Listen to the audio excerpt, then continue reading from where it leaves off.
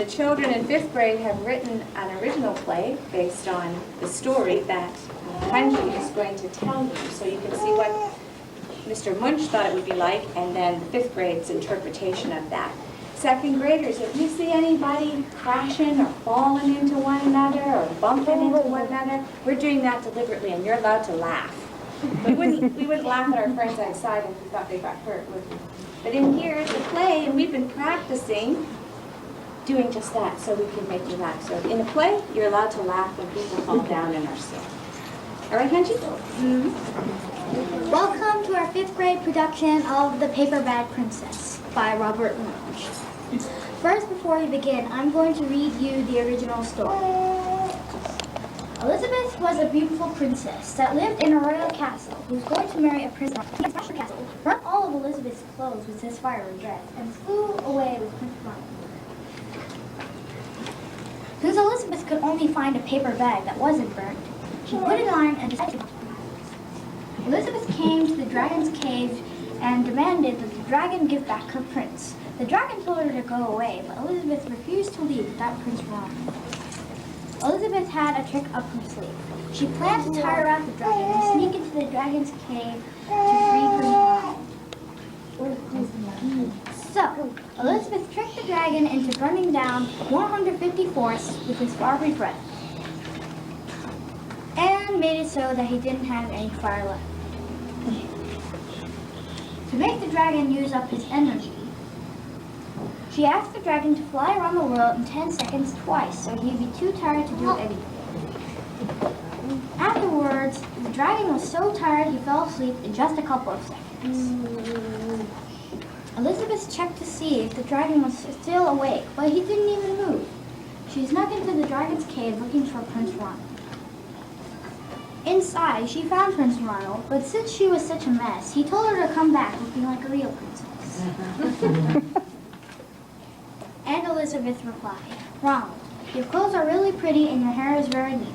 You look like a real prince, but you are a bum." But even though they didn't get married, they still lived happily ever after. Here's our version of the story. Once upon a time in a land not far away from here, there was a king. He was happily married to the queen. He had 3 lovely daughters. Those 2 spent a great deal of time fixing their hair, choosing their gowns, painting their nails. They were perfect princesses. The youngest one, Elizabeth, had far too much to do. She liked to read books. She loved to cook. She wanted for adventure. But she loved more than anything to sing. You can see she isn't here yet. She's always late, you know, because of reading and cooking and adventure. I wonder what her excuse is today. Let's drop in on the royal family, shall we? See what we can find out. There's a terrible problem. There's a dragon in the kingdom. He's burning down forests. He's burning down houses. He's burning down everything in his path. And I'm afraid to say, your daughter Elizabeth was in his path. Calm down. She can take care of herself. On the other hand, the dragon has serious problems. He's a pyromaniac. You know, he likes to play with fire. What a great day! Elizabeth, you're all right. Stand up straight, child. Have some poise. Try to look like a princess for once. And take that gum out of your mouth. You know there's more out here. And straighten your crown. Do try and look like a princess so Reginald here will be impressed. Yes, you're the lucky girl with me as a husband. You're not gonna look like a real princess. Don't you at least have brought slippers or something? Oh, how embarrassing. Mother, tell her she must dress properly. Are you sure you're not adopted? Look at me, Reginald. I look like a real princess. Now look at me. I did that. What are you wearing? It's a paper bag. It's all I could find after the dragon, burned all my clothes to cinders. And as for the gun, I've been training for 18 hours. I'm only 7 hours away from beating the world record. I'm not going to quit now. And as for the glass slippers, really, Reginald. That was my cousin Cinderella you were thinking of. And that fairy tale was so last year. You live in times, will you? Things change. We must all move with the times and change. We must all change or perish. Excuse me, I wasn't finished. People have reported very strange noises coming from the dragon's cave. What kind of... Am I calling and yelling noises? done. We're all in danger. You must catch this dragon, Father. It's making me nervous, and when I'm nervous, I sweat. And when I sweat, it makes me nervous, and my curls get all frizzy. Well, you don't have any curls. Do so. Do so. All right, stop. You must catch this dragon, Father, before it's just, well, we end up like her. Yeah. Yes, Yeah. Calm down, everyone. I've got it. I shall give a very large reward to the brave knight who can catch this fearsome beast. Call for all my knights that I might issue a challenge. I'm gonna go investigate this nonsense. Maybe I can go collect that reward for myself. Where do you think he's going? I better follow him and see. Let's go to the mall, and then we can get some clothes for this mad creature going to the ground. Okay, good idea. Wait for us. Come on, Your Majesties, we can hide in the tower. It will be safe there. Good idea. No, wait. Let's call for my knights. They are always ready in arms to do battle of this sort. Call for my trusty knights of the table. What's that you say, sire? You know, shaped like that, not square. Round, a round table? Yes, that's it. Knights of the round table. They're so brave, so loyal. Well, what are you waiting for, man? Call for my knights. Knights of the round table, you may enter.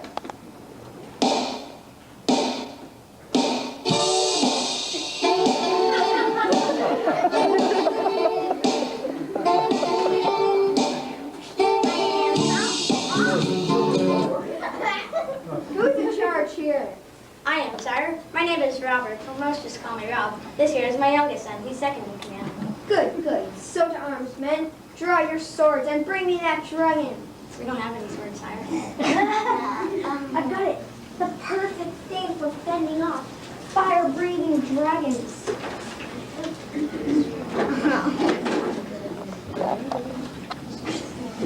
Now I want you to use these immediately.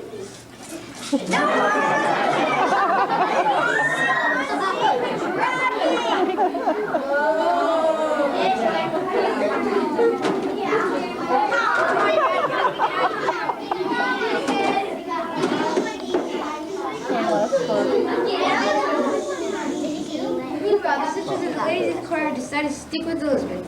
They knew she was brave, and even bigger than her bravery was her attitude. They set up into the forest to find the dragon. Elizabeth had a bone to pick with him. Reginald, too, was somewhere in the forest. The knights were also now in the forest. Look here, someone else is in the forest. Pinocchio, is that you? Cinderella? Fancy meeting you here. What are you doing in this neck of the woods? You live 2 kingdoms over. I'm looking for my other glass slipper. It's very important that I find it. Well, it's not that important to me, but to this prince I met last night. Have you seen my other glass slipper? No, I haven't seen it. Have you? Have you? No. Well, why would I expect him to find it? He's just a wooden headed puppet. I'm not a puppet. I'm a real boy. Do your worst. Hey, it could happen in a fairy tale. Let's get back to our main story. If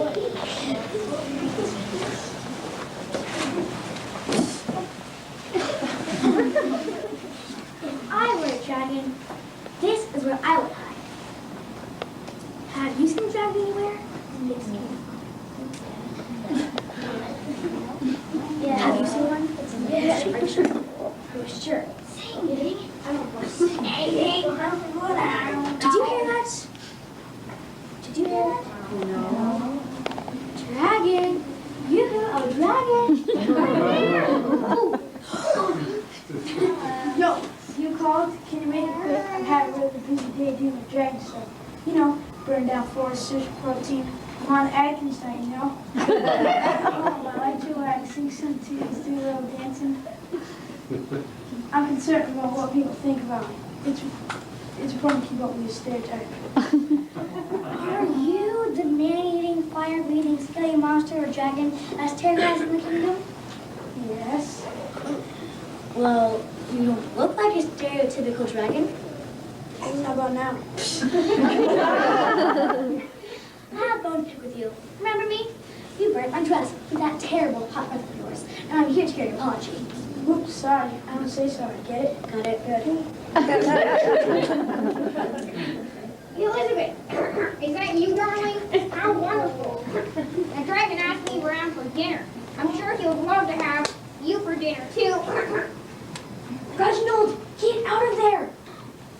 ready for dinner?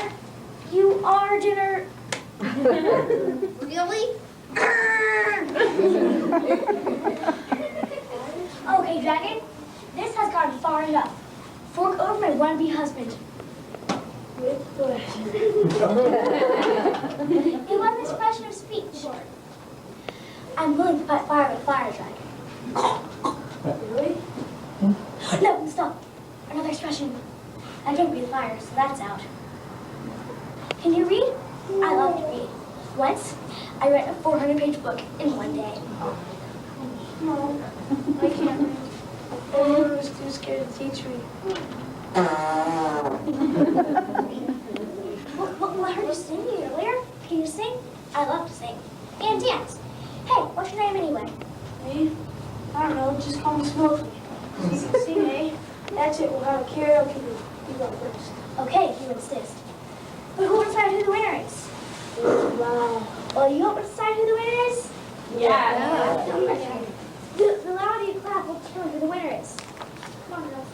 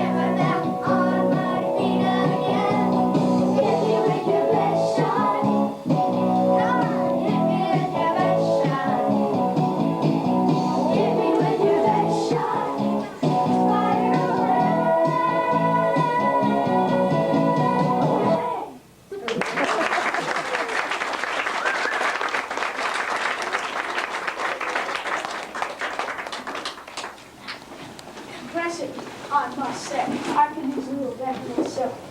You there, you.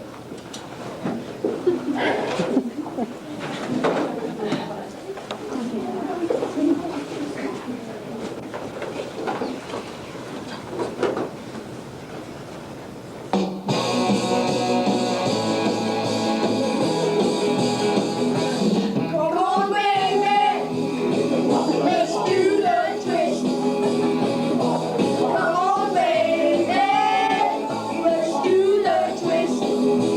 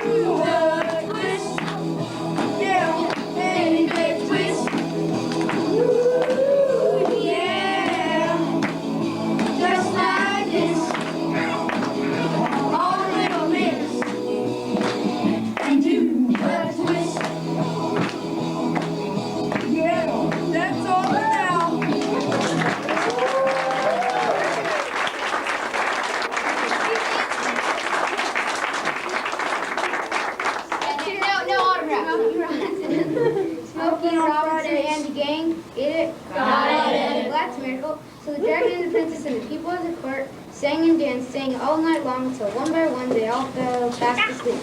This was after the oath of the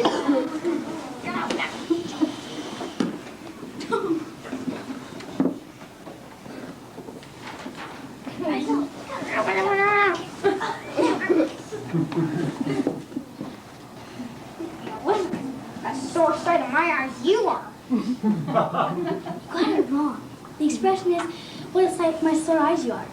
No, I had it right.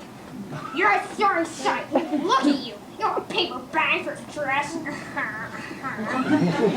hair's all messed up. Your face is all smudged. You don't look like a real princess. Why don't you run along to the palace and come back when you look the part?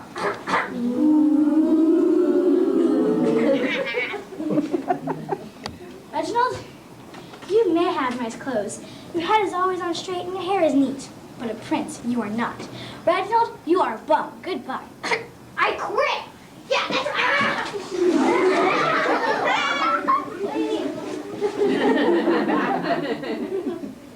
Hey, princess, I know there's an all-night karaoke place.